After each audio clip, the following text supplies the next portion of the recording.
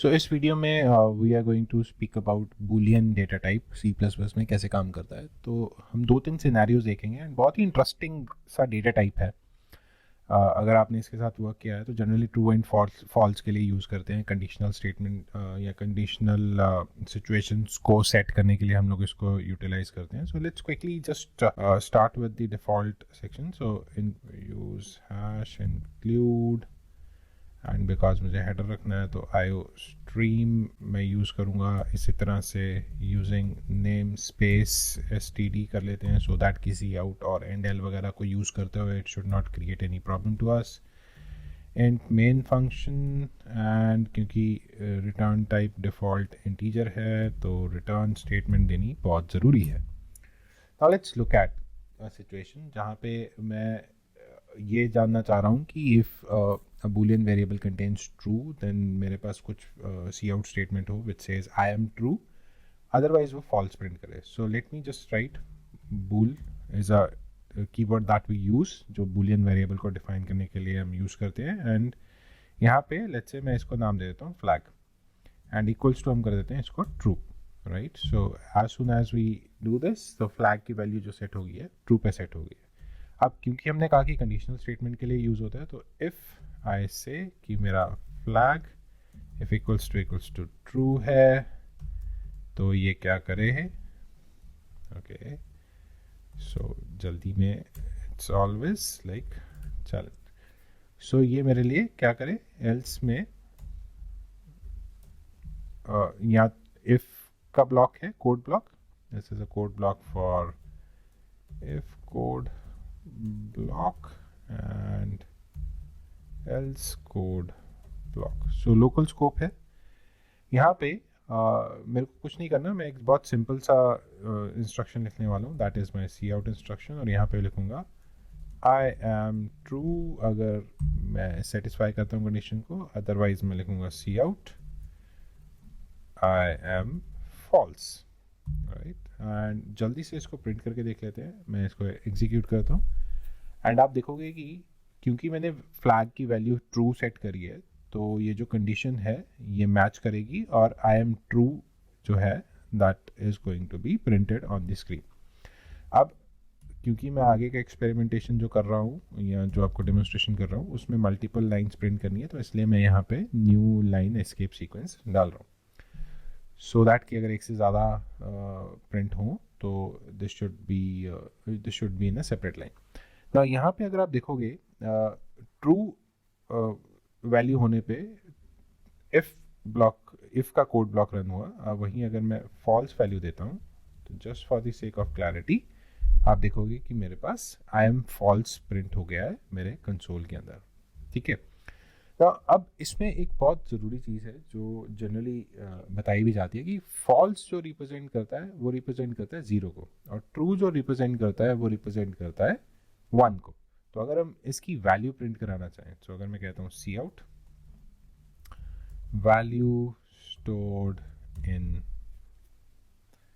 Flag, right, it's a default way we are using and यहाँ पे मैं लिख देता हूँ फ्लैग, यहाँ पे वेरिएबल एंड हियर यहाँ पे सबसे लास्ट में लिख देते हैं एंड एल एंड डन। अब सेम ही इंस्ट्रक्शन मुझे फॉल्स के अंदर भी करनी है सो दैट कि हमें वैल्यू प्रिंट हो जाए। सो इन एल्स ब्लॉक और यहाँ पे हम लिख देते हैं इन इफ ब्लॉक, सेमीकोलन भी लगा दिया सो दैट कि हमें डिफरेंस रहे।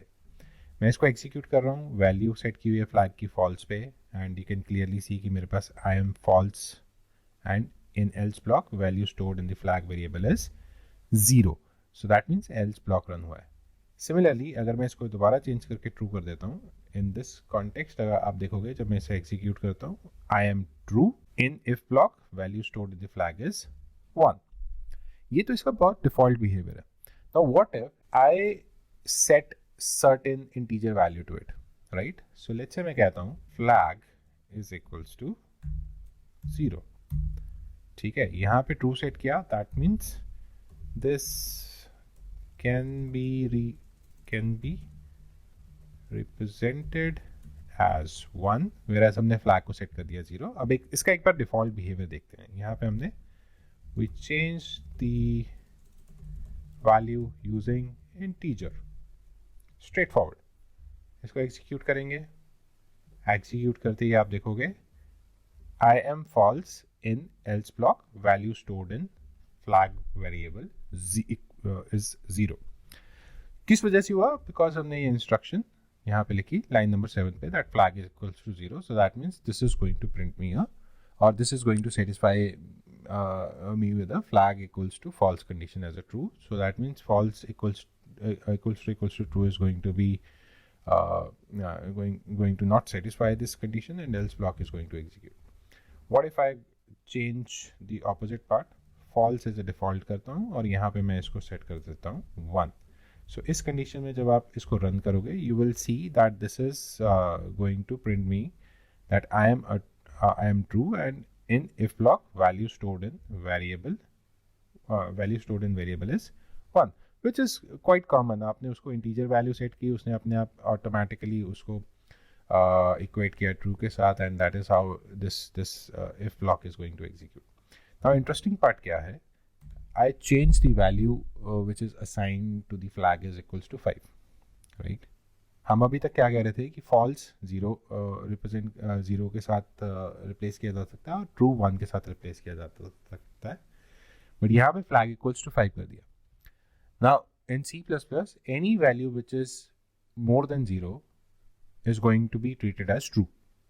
ये fact है, right? So अब अगर मैं इसको execute करूँ, आप क्या देखेंगे? execute करने पे this particular value, when I execute this value, and you can clearly see कि मेरे पास इसने क्या कहा? I am true.